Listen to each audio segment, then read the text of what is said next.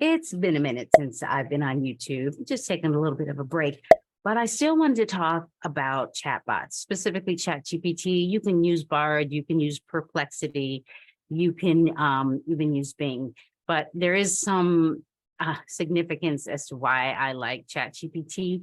And I want to talk about the nation's data. I want to talk to you and show you what you can do with data that you're like, I don't know what to do with this data, but I want to analyze it and I want to understand it.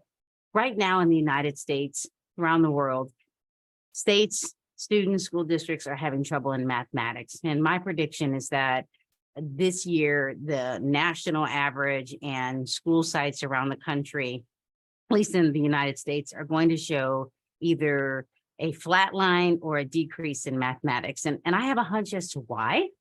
And I know that there are some school sites and school districts, and particularly a school site where I used to work, where they actually went up. And there is something to be said about that. But let's go and jump into some data. We're going to use the nation's report card, and we're going to look at 8th grade. This is the nation's report card, and you can Google it. Just Google the nation's report card, and this will pop up. And you can see that I'm in the mathematics data. You can change the years here. You can go to 2022, for example, and see some updated data. And you see that the nation's average is 273. And what's interesting is you can go by year and see that in 2019, that the nation's average was 281, and it declined.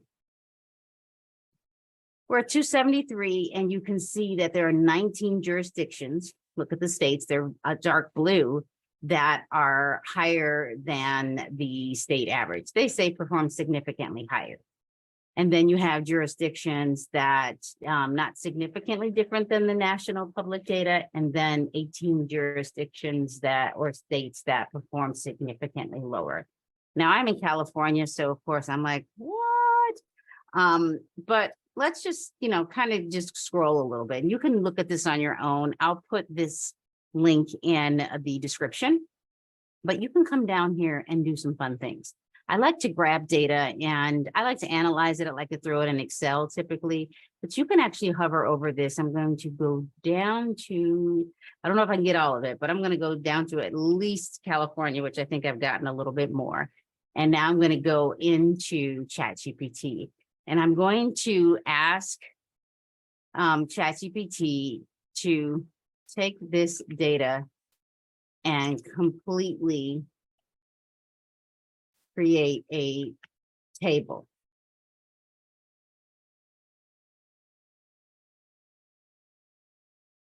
And actually, that's not the data that I want. I know that's old data. So let's go back up. We go back, make sure you get the right data. Let's go here, copy, paste. And let's see if it'll actually create at least a part of a table. Sometimes it doesn't give me all of the table because it's too much. Now, this is interesting. This is not what I wanted. I'm going to stop generating, and I'm okay with this because I can take this data and analyze it and do some data analysis, maybe some programming. But what I want to do is I want to create a table that works for Excel or Word. No, well, it works. It's not what I wanted. Create table for a paper so I can copy it over. Let's see if it'll do it for me. Oh, this is okay. I'm okay with this. It's creating it that way. And this, and it's putting it into a SQL style, which I'm okay. I'm pleased. It gave me most of the data. It didn't give me California like I was hoping, but can you give it to me up here? No. So now I'm going to say, tell me a story about the data. Note that the national public row is the nation's average in the United states. Let's see if it'll tell me a story. And it's okay. It's quick, very quick. Once upon a time, it's a real story. There was a nationwide assessment conducted to evaluate the academic performance of different jurisdictions. This is cute. Among the jurisdictions, there were some that stood out with impressive average scores. And the DODEA, an education system serving military connected students, led the pack with remarkable average score of 292. So it literally told me a story. Now I can say, analyze the data for discussion as to why some jurists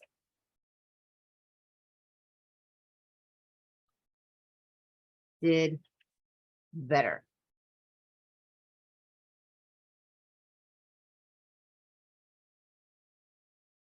Let's see if it'll give me that. Okay, so it's telling me something here. So educational policies and funding. Jurisdictions with higher average scores may have implemented effective educational policies and received ample funding to support their education system. Adequate resources, well-designed curriculum, and targeted interventions can positively impact student performance. Teacher quality and professional development. That's huge. The quality of teachers play a crucial role in student achievement. I 100% agree with that. Jurisdictions that prioritize teacher recruitment, training, and ongoing professional development tend to have better academic outcomes. Highly qualified and motivated teachers can create engaging and effective learning environments. Curriculum and instruction approaches. Now, I'm going to define curriculum as the state standards. However, you do have the product that can enhance what the state standards are, and then instructional approaches. Effective curriculum design and instructional approaches tailored to meet the needs of diverse learners. Oh my gosh, can enhance student performance. Jurisdictions that emphasize research-based instructional strategies, differentiated instruction, and align the curriculum with academic standards are more likely to see improved outcomes. We're going to need to take a bit of a pause on this because this is very, very interesting. There's research that will argue and show with data that students who have teachers that have professional development around instructional practices that are working for the individual learner, the group as a whole, and interventions and/or acceleration show the most improvement academically. And I don't mean that teachers are just standing up in front of the classroom and teachers are just, I taught it, so therefore they learned it. I mean, teachers are providing feedback on what students are learning and saying, tell me how you learned that. Show me that you learned it. Talk to your peers. What are you doing about this? I've seen this in a previous school site that I had the privilege of working with teachers in Southern California. And then the principal, when the principal is providing professional development that is honed in on helping teachers develop their own teaching style and then helping them enhance the learning environment, anything according to Hattie works. But I'm saying that when you provide professional learning where teachers can collectively talk to each other, look at the data and say, I don't get this data. Why is this happening? Why is this working for you, but not me? And not blaming it on the students, because you're going to get a different group of students all the time. Parents send the best kids they have. So it's not the kid's fault. It's not the teacher's fault. It's not the system's fault. What it is, though, it is we need to take responsibility for what is happening at the school sites with parent engagement, with professional development.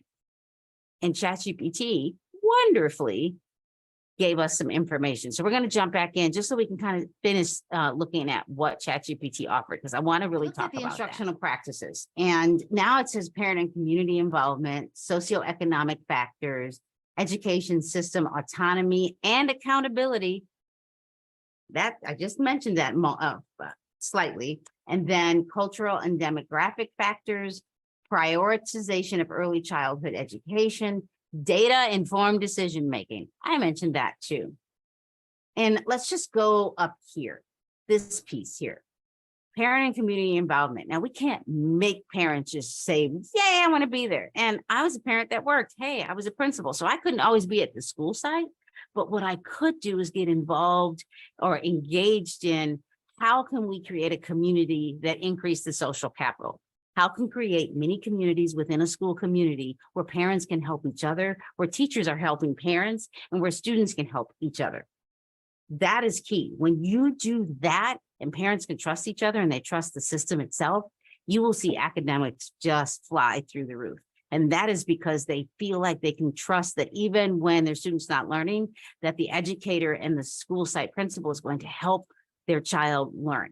Now, we know that if the child's in third grade, they may be above the third grade level, at the third grade level, or below.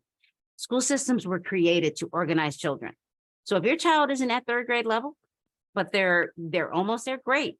If they're above, great. But that's just an we look at third grade as an average is where we want them to be. So work with your child to see where we can get them so that they are moving forward. Now, this other part, it says system autonomy and accountability. As a school district, as a school site, we need to be accountable for our scores. And I know some of you are like, yeah, but the test scores, well, it's still data. It's telling you if your child is learning. It's telling you if they're taking it seriously too. And it's telling you if what's happening in the classroom is working for your children. We need to have accountability measures in place. So if students aren't learning, there's a question as to if you have a percentage of students are learning, what are the factors that why are those students getting it? Now, I would argue that you can change the journey of a child depending on the kindergarten teacher, the first grade teacher, the second grade teacher. I'm not saying it's a teacher's fault, but if the teacher or the student is not clicking well with the teacher, they may not be learning well. If the student doesn't trust, the parent doesn't trust, again, social capital, students may not learn. But also the relationship between them. And I would argue that, so my children were going to probably do well anyway, because I was going to push them, I was going to give them resources to do well. So if you have students that are doing well and you can look up the parents' academic level, and those are the only students that are doing really, really well, that's a conversation. What can you do differently for the students who have parents that may have only had a high school graduation? Nothing wrong with that, but there's something that's going to happen differently in those households. But we can increase that, what we call social capital, the community. We can increase the decisional capital of what you're going to do at the school site. And we can also improve the navigational capital, meaning how can you navigate, what is school? Like, how do you navigate school? And then how do you increase the human capital, the teachers' professional learning? How are we providing the best first instruction in the classroom, especially when it comes to mathematics, because that's a passion of mine, science as well. And students, even if they're reading, if they're only computing and they're not thinking about the math, that's an issue.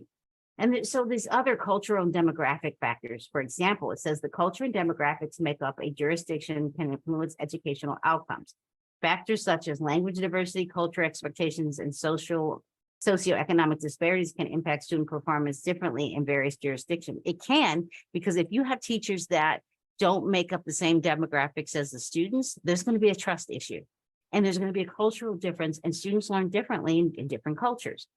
And then looking, and yes, prioritization of early childhood education. If you have children in school, kinder through 12th grade, and you know that the parent has younger children, giving them academic support earlier is profound, because now they're navigating, they're going to come to school prepared differently. I would even argue reading. And then data-informed decision-making. I talked just a bit about that. You have the ability as a principal to put the data in front of teachers and say, let's talk about this. And I mean, extract that data, go on. So for us, it's the California Assessment for Student Performance and Progress. We can break it down by the level of academics for the parents. We can break it down by demographic, whether or not they're an English language learner, whether the student has a special need, economically disadvantaged.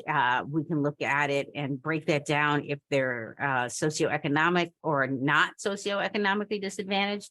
And we can look at that data, and you can even do that down to the student. And it is my opinion that if you know that you have a group of students in kindergarten based on your student information system that have parents that didn't finish high school or just only finished high school, you can have professional learning for parents. Not that there's anything wrong with that, but they're going to navigate the system differently. They definitely are. So, and this is what I loved about ChatGPT, because you saw that I just grabbed this data, had ChatGPT, look, it's not even really organized. I told it to create tables, and then I asked it to tell me a story, and then I asked it to analyze it for me. And one last thing that you can ask, well, you can ask a bunch of things, but you can say, prepare a professional development plan that includes data-informed decision-making and data talks or chats, include PD for best first instruction for teachers in mathematics using the standards for mathematical practice. Now I'm going to add the four claims for mathematics in California. And if you're like, well, what are those 4 claims? Because sometimes we forget. I'm just going to show you that you can go to CASP.org, and it'll be probably the first one that shows up. Now, CASP results is different. You can go to what I would call, this is California, remember that. You can go to Smarter Balanced Content Explorer. You can also Google claims for the state of California in mathematics.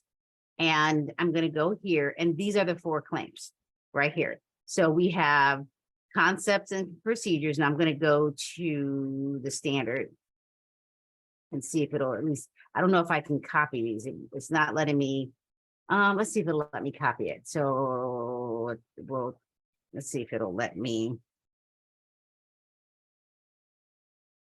It didn't. So it's concepts and procedures. Make sure we get them all. Problem solving, communicating, reasoning.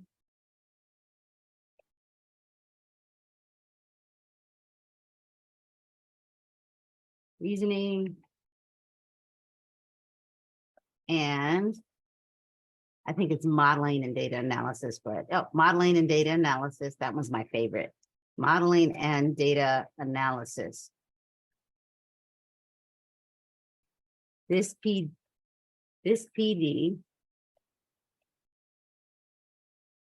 should provide examples and the 5 2-hour sessions and partner teaching. Whatever you want. You just hit enter, and it'll give you an objective. And the objective, and I like this, the objective of this PD plan is to enhance teacher understanding of data-informed decision-making and support the implementation of best first instruction in mathematics using the standards for mathematical practice and the 4 claims for mathematics in California. Introduction to data-informed decision-making, 2 hours. Analyzing and interpreting data, great data talks and chats, best first instruction in mathematics, partner teacher reflection. Now I'm going to say, I need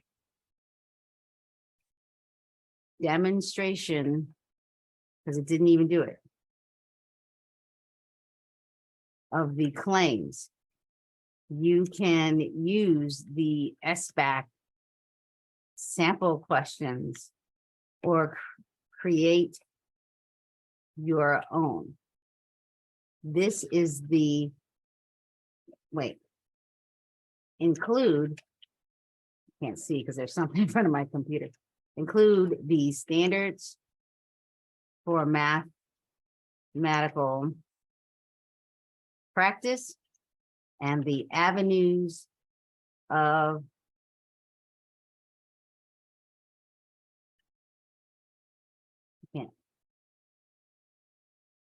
thinking. And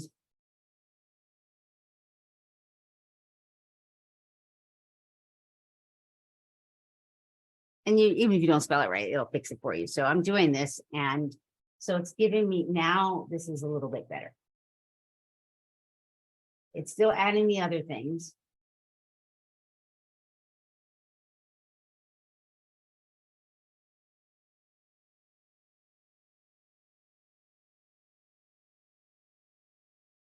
And I'm data protocols. Okay.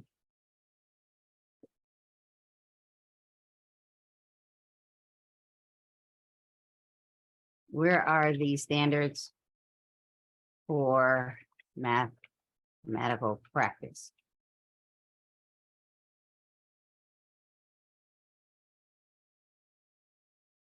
And it's still not doing it. So right now what it's doing is it's in a repeat pattern. I'm very sure of it. It's still not showing. It's telling, okay, so it adds share protocols and guidelines that effective data chats or talks emphasize the integration of SMPs. Okay, so SMPs are best first instruction in math. So I think I might be confusing ChatGPT, which is okay. And now what I'm going to do is I'm going to find the standards for math. I'm going to show them to you. Standards for mathematical practice.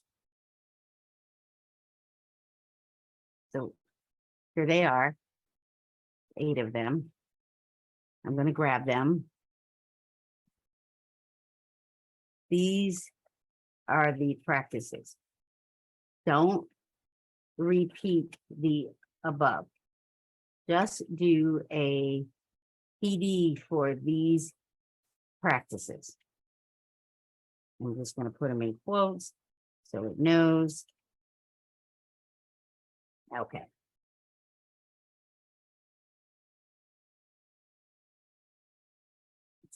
Now it really understands. It's teaching you. So now I've found them. I was confusing ChatGPT. So overview, making sense of the problem, reason abstractly. Now it's saying lesson plan and resource sharing, which is okay. It's got SMP 1 and 2. So 3, 7, and 8. No, 2, 7, and 8, by the way.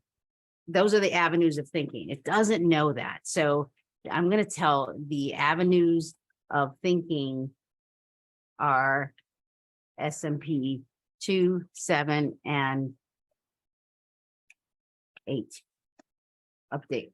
And the reason why that is important is because if you didn't know this, all students should be able to do number 1, persevere, make sense of the problem. Number 1, they can choose to go down the avenue of 2, 7, or 8. They can choose to reason abstractly and quantitatively. They can choose to look for and make sense of patterns, which it didn't show you. Let me see if it gave it to me here. Look for and make sense of structure. And then 8 is look for and express regularity and repeated reasoning. So they do those things, and then they should always do 3, 4, 5, and 6. The avenues of thinking, again, are 2, 7, and 8. And this time it did update that for me. The reason abstractly and quantitatively, look for and make sense of structure.